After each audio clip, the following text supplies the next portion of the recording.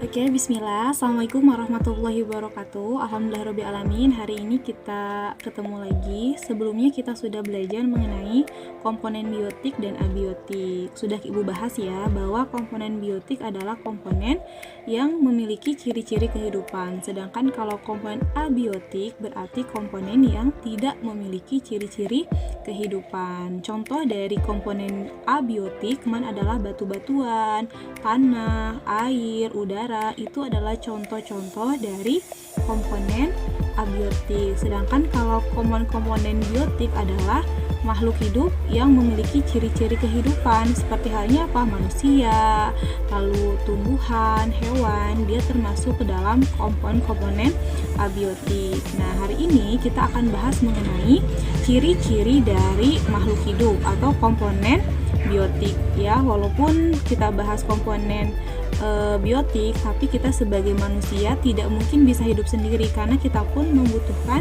komponen abiotik untuk kehidupan. Contoh halnya ketika kita ingin makan sayuran, kita butuh tanah untuk si tumbuhan itu tumbuh. Kita juga butuh air untuk nutrisi sebagai nutrisi tumbuhannya, seperti itu. Jadi sebenarnya komponen biotik dan abiotik itu saling berhubungan, tidak bisa berdiri sendiri, seperti itu.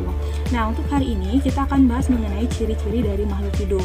Kalian coba buka buku paketnya yang IPA biologi halaman 3. Nah, di situ ada materi mengenai ciri-ciri dari makhluk hidup gitu ya. Ini materi kedua kita setelah pengukuran dan besaran.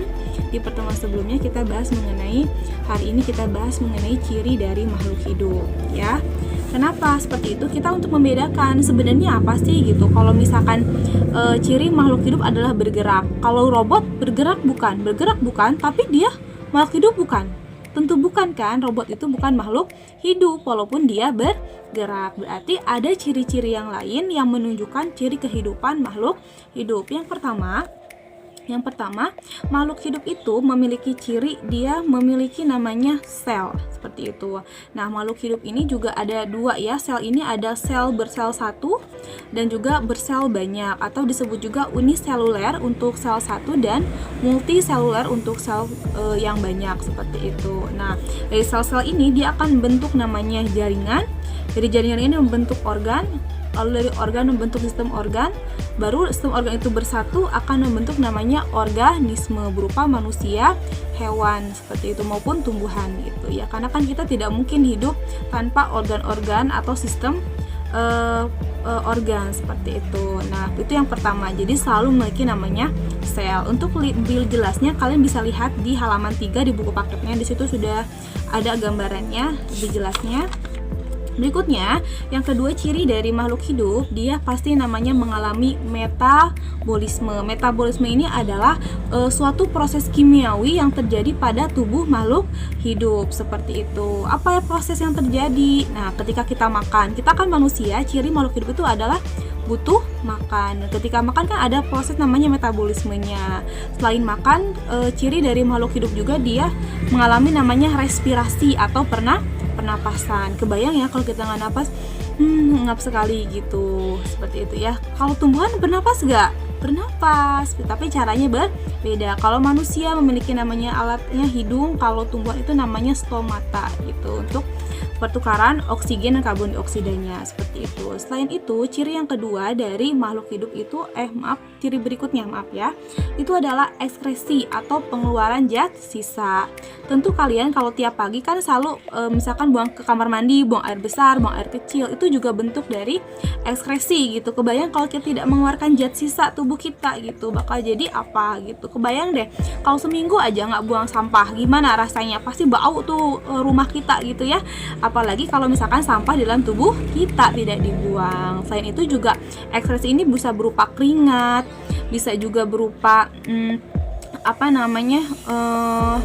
urin. Tahu ya, urin itu air pipis dan seterusnya. Jadi banyak ekskresi, itu juga bentuk dari ciri dari makhluk hidup. Berikutnya, selain itu kita ada namanya ciri makhluk hidup berikutnya ada reproduksi. Jadi setiap makhluk hidup pasti namanya melakukan reproduksi gitu. Artinya memperbanyak dirinya, seperti itu ya.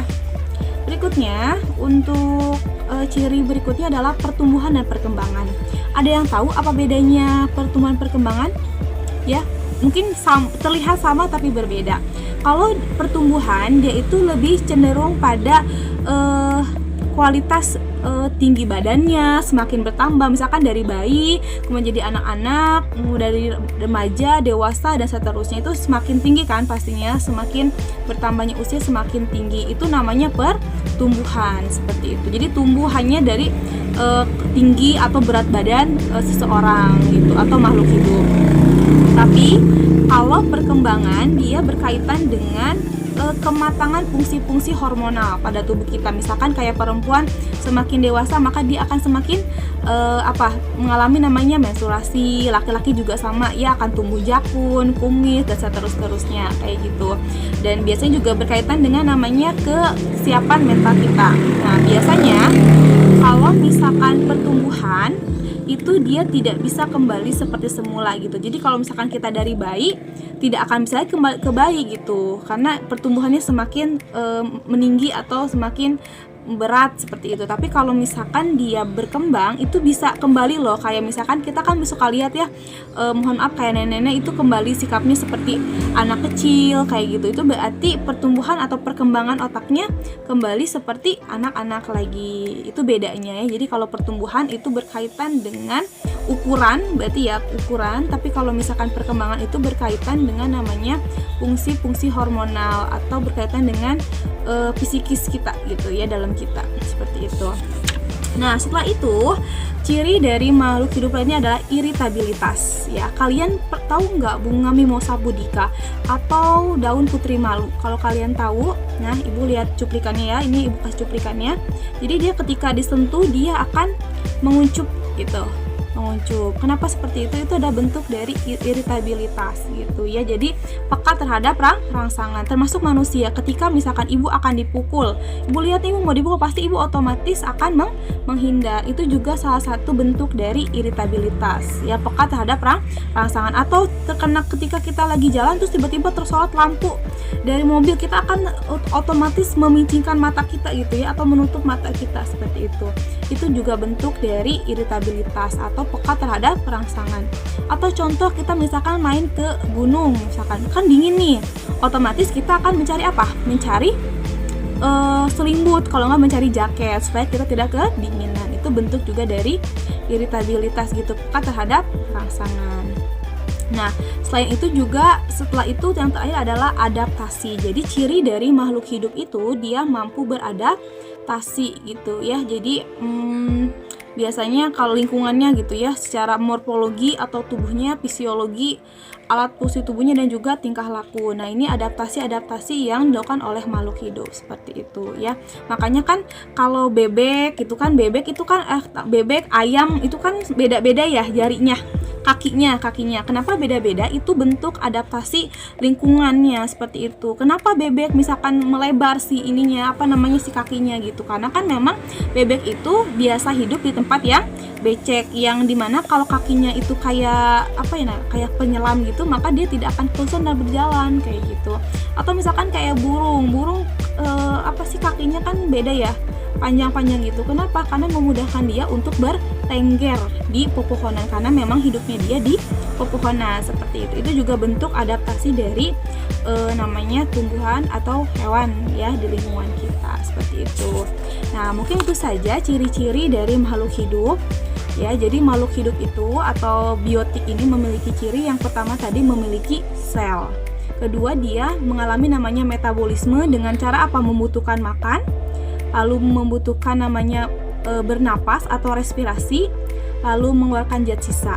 Nah, setelah itu juga tubuh kita itu namanya mengalami ciri makhluk hidupnya berupa bereproduksi, lalu tumbuh dan berkembang, kemudian peka terhadap rangsangan atau iritabilitas, lalu adaptasi seperti itu ya. Oke, untuk lebih lengkapnya kalian boleh baca bukunya di buku paket IPA Biologi halaman 2 sampai halaman 9 ya. Jadi nanti silakan dibacakan.